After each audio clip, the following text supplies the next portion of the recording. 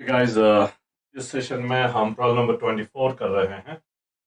Indian addition में problem number 6, electric field, chapter number 22।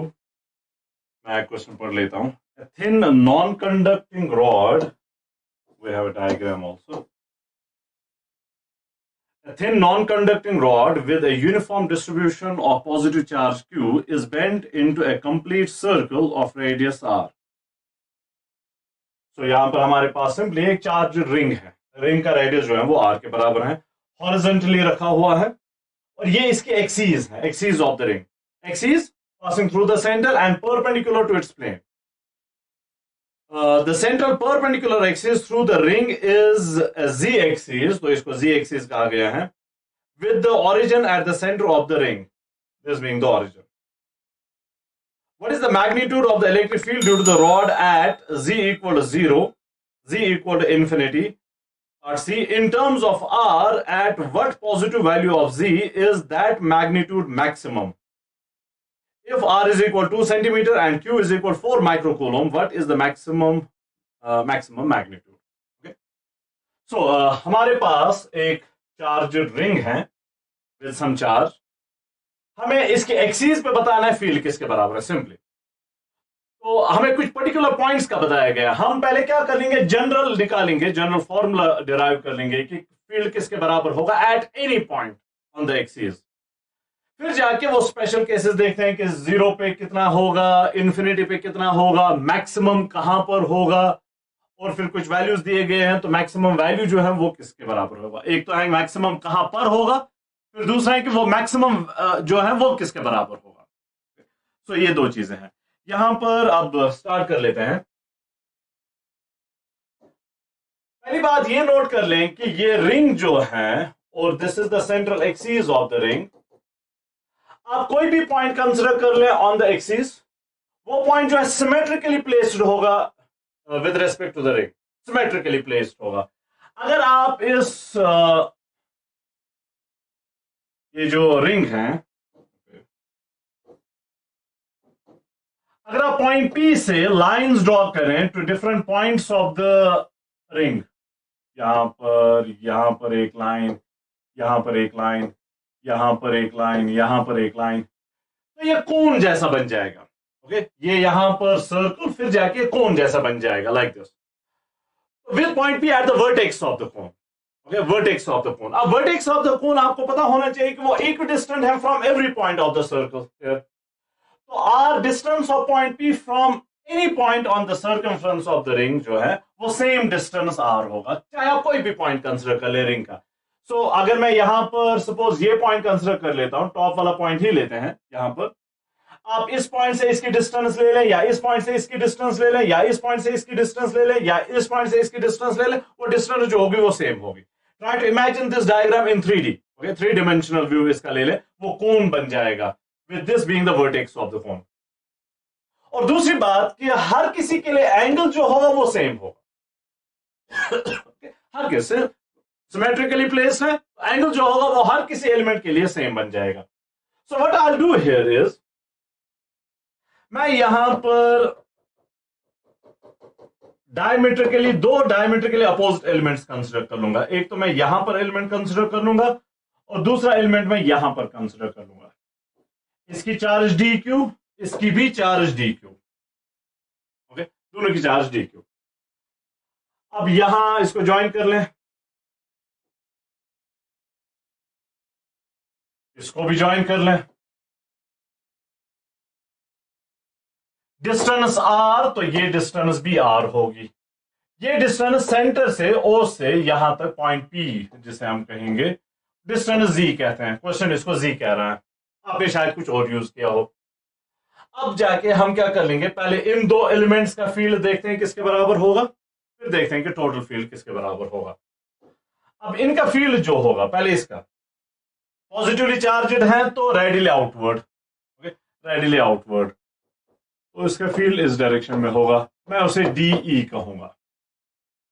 इसका field जो होगा वो भी रेडियली आउटवर्ड होगा, तो उसको भी उसको मैं इस डायरेक्शन में दिखाऊंगा, रेडियली आउटवर्ड। ओके, इस डायरेक्शन में थोड़ा सा यहां दिखाते हैं। सो इसको मैं कहूंगा DE prime. Okay, DE prime vector form लिखते हैं। अब ये जो डीई है, डीई और डीई प्राइम जो है, मैग्नीट्यूड वाइज दोनों सेम। चार्ज वहां पर भी डी क्यू, यहां पर भी डी क्यू, तो चार्ज तो सेम हुई। डिस्टेंस यहां से भी आर, यहां से भी आर, तो डिस्टेंस भी सेम है, तो मैग्नीट्यूड वाइज ये दोनों सेम होंगे। और ये फील्ड किसके बराबर होगा? Gamma D Q divided by are square. Remember ये डिफरेंशियल एलिमेंट है, डिफरेंशियल एलिमेंट तो पॉइंट जैसा होगा। अब पॉइंट चार्ज का फील्ड होगा gamma Q divided by are square. So gamma D Q, यहां पर क्यू के बदले में D Q divided by are square. Gamma again is 1/4 pi epsilon 0 electrostatic constant. अब जाके मैग्नीट्यूड वाइज तो दोनों सेम है, डायरेक्शन लेकिन सेम नहीं है। तो हम कंपोनेंट्स देखते हैं, कंपोनेंट्स निकालते हैं। चलिए, ये एंगल अगर थीटा है तो ये एंगल भी थीटा होगा, सिमेट्रिक सिचुएशन है। इस लाइन को एक्सटेंड कर लेते हैं, ये z एक्सिस। ये एंगल थीटा है तो ये एंगल भी थीटा होगा, ये एंगल थीटा है तो ये एंगल भी थीटा होगा, वर्टिकली अपोजिट एंगल्स। अब कंपोनेंट्स लेते हैं। Okay, now let's take components.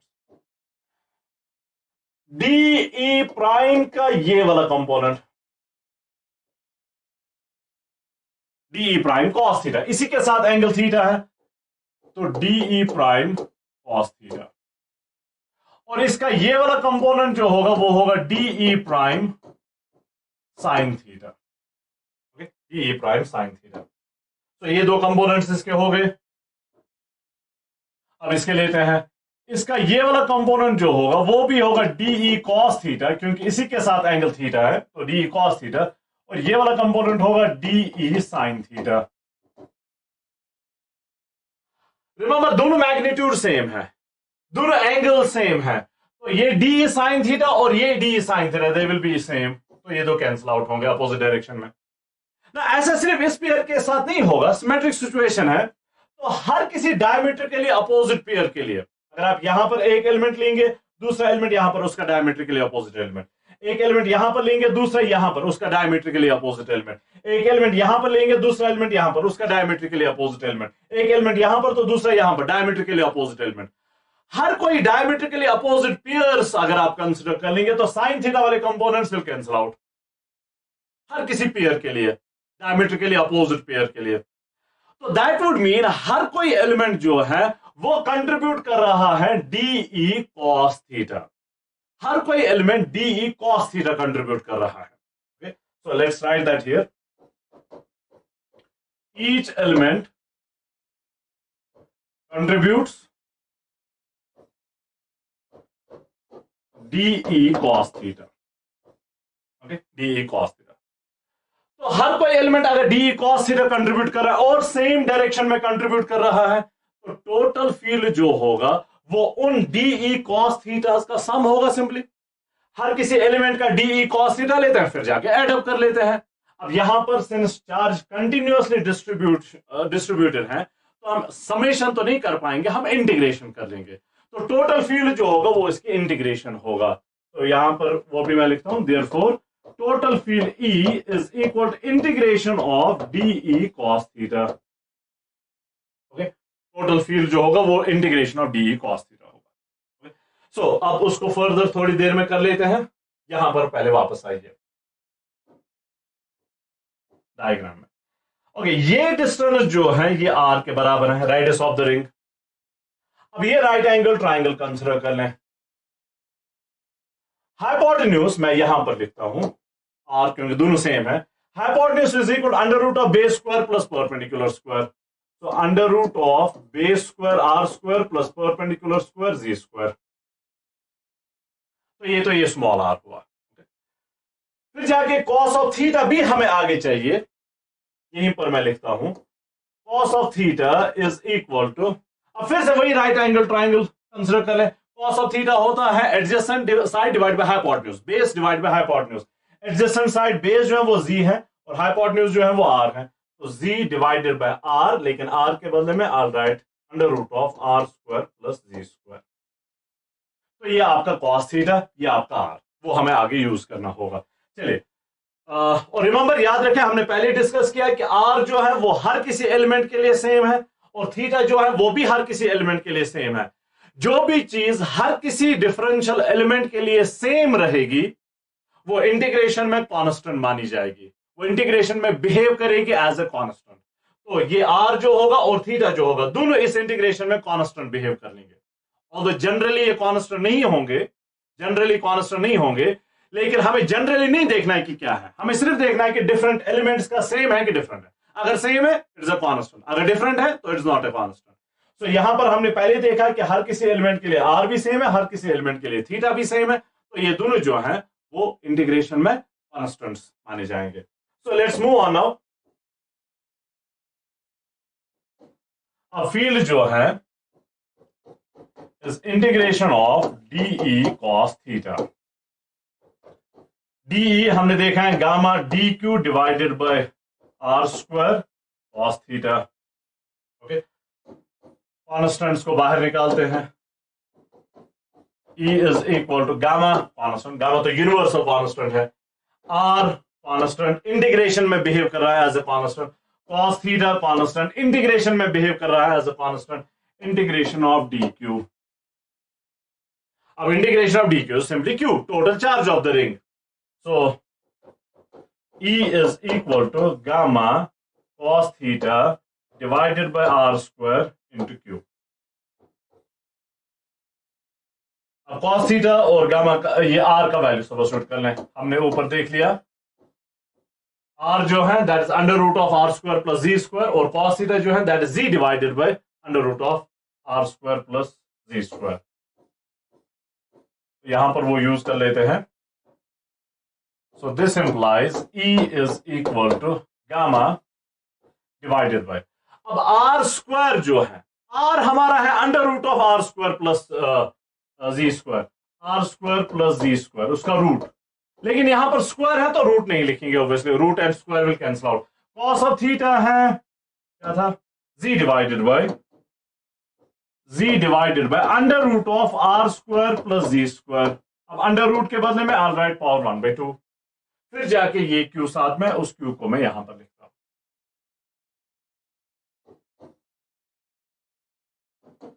So this implies E is equal to gamma q z divided by r square plus z square power. Bases are same, powers are added.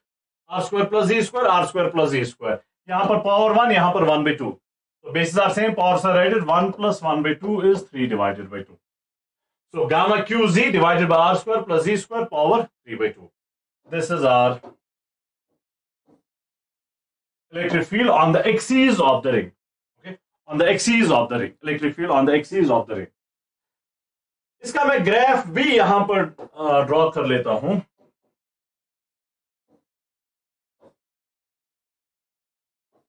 E versus Z,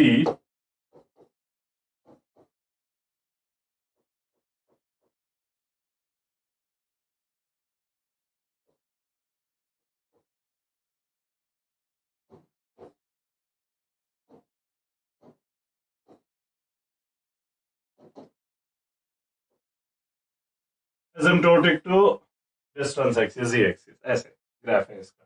this is zero distance, यहां पर field जो है वो maximum है, ई max, मैं उसको लिखता हूं व्हाटएवर द वैल्यू, हमें नहीं पता है अभी किस वैल्यू पे है वो maximum field. Okay, come back to this equation now. Gamma q z divide by are square plus z square power 3/2। अब जाके हमें कहा गया है, अब हमारे पार्ट स्टार्ट हो रहे हैं। पार्ट ए में हमें कहना है कि फील्ड किसके बराबर है, at z equal to 0, at z equal to 0, यानी कि सेंटर पे, रिंग के सेंटर पे फील्ड किसके बराबर है। रिमेंबर z जो है वो सेंटर से ही डिस्टेंस है, z जो है वो सेंटर से ही डिस्टेंस है। अब सेंटर की ही बात चल रही है तो z जो है वो 0 के बराबर होगा। तो at z equal to 0, z 0 के बराबर है तो सारा 0 बन जाएगा। अब नोट कर ले, डिनोमिनेटर 0 नहीं बन रहा है, डिनोमिनेटर में r बच जाएगा। सो ये इनडिटर्मिनेट 0 बाय 0 नहीं बनेगा। सो ऊपर 0 तो सारा 0। सो field at the centre is 0। वही ग्राफ में मैंने दिखाया है, 0 डिस्टेंस पे फील्ड जो है वो भी 0 के बराबर है। ओके, देन इन्फिनिटी पे दूसरा पार्ट हमारा इन्फिनिटी के बारे में है। यहीं पर मैं लिखता हूं पार्ट बी, या इसी साइड से लिखते हैं, वहां पर हम मैक्सिमम वाला लिखेंगे ग्राफ के साथ कंपेयर करके। At z tending to infinity, far far far far away from the ring, okay, बहुत डिस्टेंस पे, इन्फिनाइट डिस्टेंस पे, मैं पहले लिखूंगा if z is very large in comparison to r। तो इसको तो पहले छोड़ दे फिलहाल। If z is very large in comparison to r, तो काफी ज्यादा डिस्टेंस पे ये रिंग आपके पास है, आप बहुत ज्यादा डिस्टेंस पे हैं, तो जब आप काफी सारी डिस्टेंस पे होंगे तो वो रिंग जो है पॉइंट जैसा दिखेगा at the centre. Remember, if it looks like a point it will behave like a point. और पॉइंट अगर बिहेव कर रहा है तो फील्ड होना चाहिए gamma Q divided by z square. In this case z से हमने डिस्टेंस को रिप्रेजेंट किया है, तो वो जरा देखते हैं आएगा कि नहीं। अगर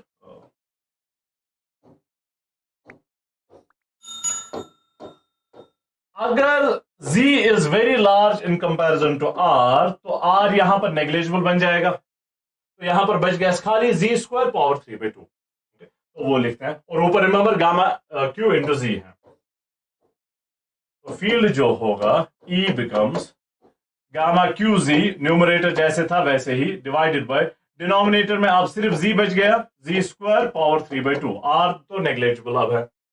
अब यहां पर 2 and 2 will cancel out, so this becomes gamma qz divided by z cube, okay? अब एक जो है वो कैंसिल आउट होगा तो नीचे स्क्वायर बच जाएगा, so E is equal to gamma q divided by z square। you can see ये पॉइंट चार्ज वाला फील्ड है, gamma q divided by r square, r के बदले में z है, that's it।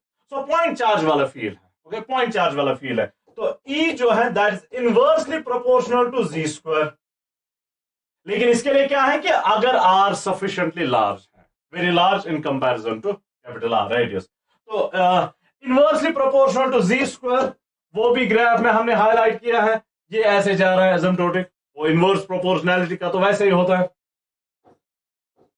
अब क्वेश्चन का देख लेते हैं, if r is infinity, z is infinity, z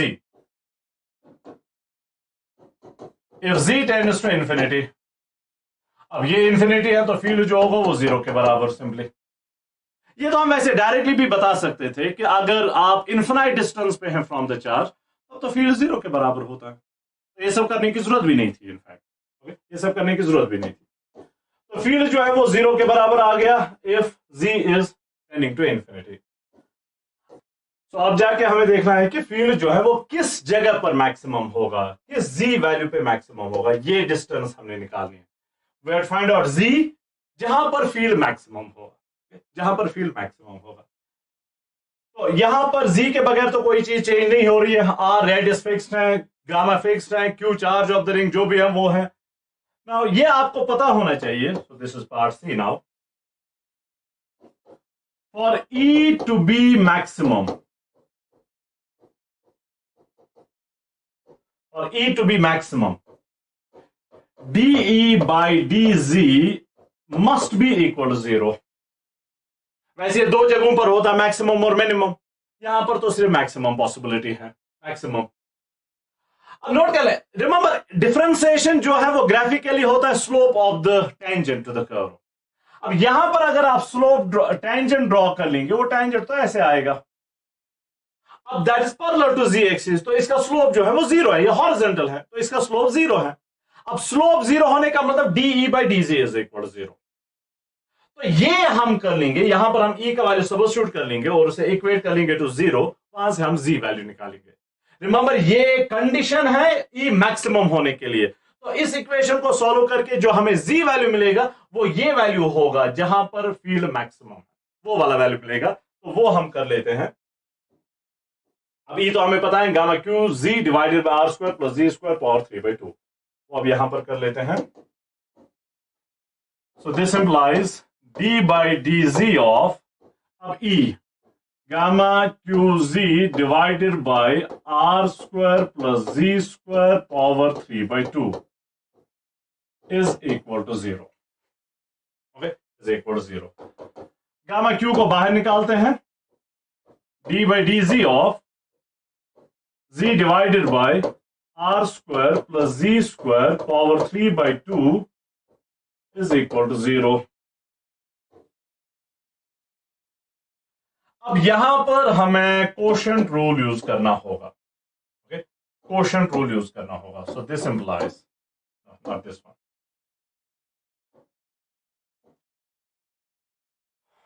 gamma Q को उस साइड से लेते हैं, 0 विल ईट इट अप, तो वो खत्म हो जाएगा. अब ये सिर्फ बच गया. Differentiation, remember numerator divided by denominator, u by v method. Denominator as it is r square plus z square power 3 by 2 as it is. या यहां पर मैं लिखता भी हूं, remember d by dx of u by v is equal to denominator as it is differentiation of the numerator minus numerator as it is differentiation of the denominator. Denominator ऐसे रखा, numerator की डिफरेंशिएशन, माइनस न्यूमरेटर ऐसे रखा, denominator की differentiation, whole divided by denominator square.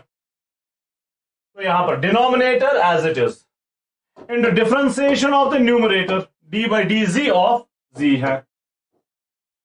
Denominator as it is differentiation of the numerator minus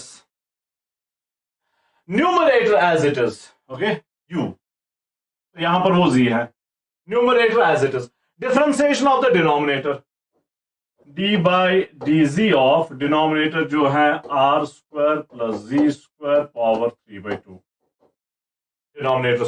So denominator as it is differentiation of numerator minus numerator as it is differentiation of the denominator, whole divided by denominator square, r square plus z square power 3 by 2 whole square.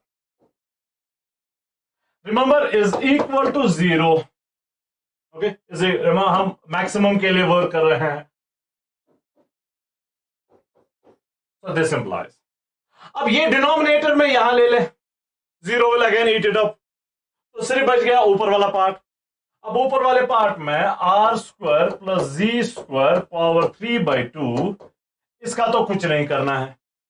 z की differentiation with respect to z is 1, x की differentiation with respect to x is 1, minus z तो ऐसे ही.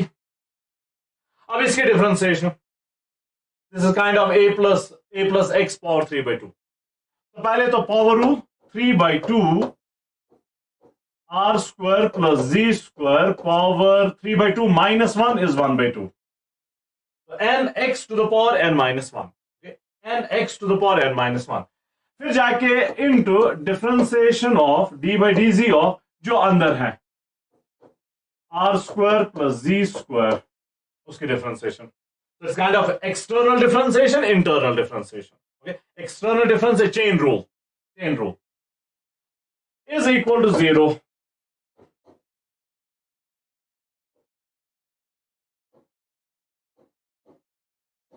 So this implies, अब r square plus z square power 1 by 2, यहां पर power 3 by 2 है. I'll take r square plus z square power 1 by 2 common. Okay, सिर्फ 1 by power 1 by 2 मैं common ले रहा हूं. यहां पर क्या बच गया? रिमेंबर ये 3 by 2 जो है, अब वहां से 1 by 2 पावर 1 by 2 तो आपने बाहर निकाल दिया, ये बच जाएगा r square plus z square power just 1. वापस कर लें, basis are same, powers are added, 1 by 2 plus 1 वापस 3 by 2 आ जाएगा. 1 लिखने की जरूरत नहीं है, माइनस z और 3 by 2, 3 डिवाइडेड बाई 2, ये तो बाहर निकल गया. इसकी डिफरेंशिएशन यहां पर r तो कांस्टेंट है, उसकी डिफरेंशिएशन 0, z स्क्वायर की differentiation with respect to z 2z is equal to 0. फिर से ये सारी चीज जो है इसे यहां ले जाएं, 0 विल ईट इट अप. ये कॉमन है ना, उसे वहां शिफ्ट कर ले, 0 विल ईट इट अप. तो दिस इंप्लाइज यहां बच गया अब r square plus z square, r square plus z square. अब यहां पर 0 plus 2z, just 2z, वहां 2 and 2 will cancel out, तो बच जाएगा minus 3 z into z, z square is equal to 0. So this implies r square minus 2z square is equal to 0, or 2z square is equal to r square, और z square is equal to r square divided by 2. 2 को नहीं चलाते हैं.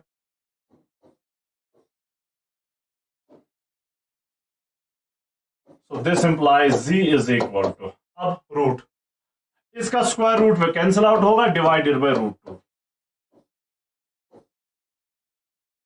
ये z का value मिला. कौन सा वाला वैल्यू? जहां पर फील्ड मैक्सिमम है. जहां पर फील्ड मैक्सिमम है वो वाला वैल्यू. सो कहां पर फील्ड मैक्सिमम होगा? At a distance of r by root 2 from the centre. At a distance of r by root 2 from the centre. तो वो जो ग्राफ मैंने ड्रॉ किया था यहां पर, अब ये डिस्टेंस हमें पता चल गई कि क्या है. ये डिस्टेंस जो है, this is r divided by root 2. Okay, यहां पर. So at a distance of r divided by root 2 field जो है वो मैक्सिमम है. फील्ड जो है मैक्सिमम है. अब हमें बताया जा रहा है कि वो फील्ड मैक्सिमम फील्ड जो है, रिमेंबर आपने फिलहाल सिर्फ ये निकाला कि किस जगह पर फील्ड मैक्सिमम है. अभी आपने ये नहीं पता किया कि वो मैक्सिमम फील्ड जो है वो कितना होगा.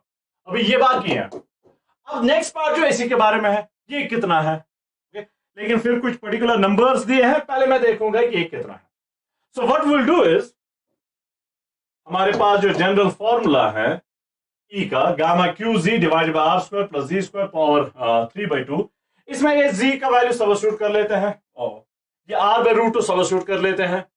आर बाय रूट 2 रिमेंबर वो वाला वैल्यू जी का है जहां पर फील्ड मैक्सिमम है. तो अगर मैं यहां पर जी और जी के बदले में आर बाय रूट 2 लिखूंगा तो फील्ड जो है वो मैक्सिमम वाला फील्ड होगा. तो वही हम अब कर लेंगे.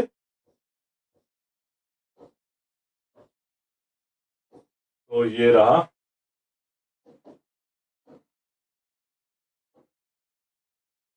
नाउ मैक्सिमम फील्ड ई के लिए हमारे पास फॉर्मूला है gamma q z divided by are square plus z square power 3/2. Maximum कब है? जब z r divide by root 2 के बराबर है. At z equal to r divided by root 2, E max मैं लिखूंगा. अब मैक्सिमम फील्ड है किसके बराबर? Gamma Q divided by z को मैं अलग से लिखूंगा, थोड़ा अलग से. यहां पर आर स्क्वायर प्लस, अब जी स्क्वायर है तो जी स्क्वायर होगा आर स्क्वायर बाय 2. उसका इसका रूट और स्क्वायर कैंसिल आउट होगा. तो r square divided by 2 power 3/2, power 3/2, फिर इनटू ए जी. अब जी के बदले में r divided by root 2.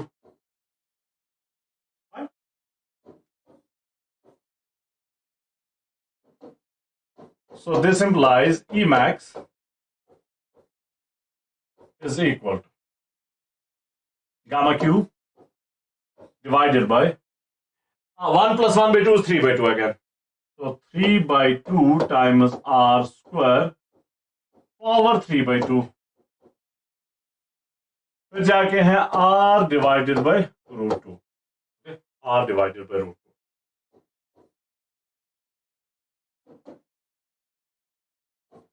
So Emax is equal to gamma q divided by, अब यहां पर नोट कर ले मैं क्या कर लूंगा, पावर 3/2 में अलग अलग दोनों को दूंगा.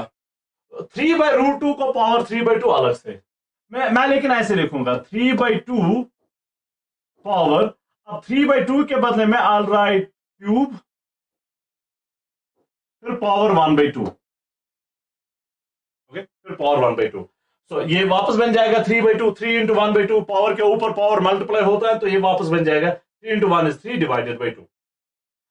आर स्क्वायर के ऊपर पावर 3/2, तो r square power 3/2 into r divided by root 2.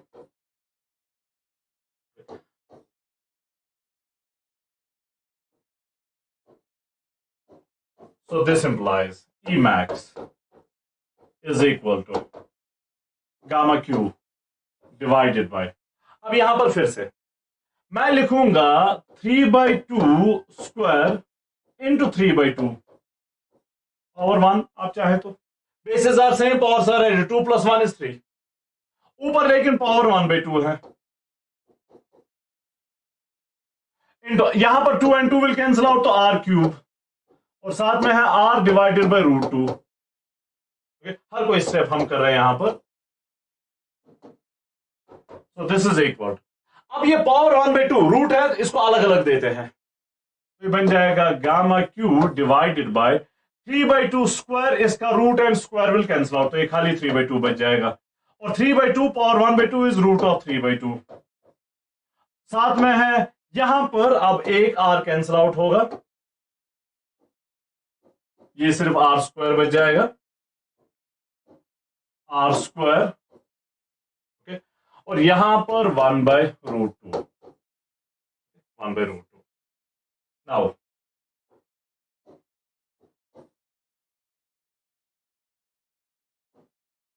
this implies Emax is equal to, ये ऊपर उल्टा बन जाएगा 2/3, 2/3, ये भी उल्टा होगा, √2/3, मैं लिखूंगा √2 अलग, √3 अलग, रूट में अलग अलग दे रहा हूं लेकिन ऊपर आके उल्टा हो रहा है। साथ में γ³, साथ में नीचे r², फिर जाके 1/√2। अब √2 and √2 will cancel out, √2 and √2 cancels out, so this implies Emax जो है वो बन रहा है 2γ³ डिवाइडेड बाय 3√3r², 3√3r², ये हमारा मैक्सिमम फील्ड है। रिमेंबर कहां पर ये मैक्सिमम फील्ड है, r/√2, distance r divide by root, maximum field इतना है, twice γ³ divide by 3√3 divided by r into r², twice γ³ divide by 3√3r²। So lots of mathematics is involved। अब जाके question जो है वो हमें Q और R का स्पेसिफिक वैल्यू दे रहा है और बता रहा है कि फील्ड, मैक्सिमम फील्ड किसके बराबर है। R हमें बताया जा रहा है कि 2 सेंटीमीटर्स है, so if R is equal 2 centimetres, मतलब 2 × 10⁻² मीटर्स, और Q बताया जा रहा है कि 4, Q is 4 microcoulomb, which means 4 × 10⁻⁻6 coulomb। अब इन वैल्यूज के लिए E मैक्सिमम बताया जा रहा है कि किसके बराबर है, therefore E max, simply value substitute करने हैं, मैं सभी के वैल्यू सब्स्टिट्यूट कर लूंगा। 2 gamma is 9 × 10⁻9, remember electrostatic constant 1/4πε0, Q जो है वो है 4 × 10⁻6 डिवाइडेड बाय 3√3 r² है, तो ये इसका स्क्वायर वो बन जाएगा 4 × 10⁻⁻4, दोनों का स्क्वायर आ जाएगा। Now this implies Emax is equal to, अब ये आपको वर्कआउट करना है, मैंने पहले ही किया है, 3.46 × 10⁻7 न्यूटन पर कूलम, ये maximum field, okay, maximum field कहां पर, at a distance of r divided by √2, that's fine.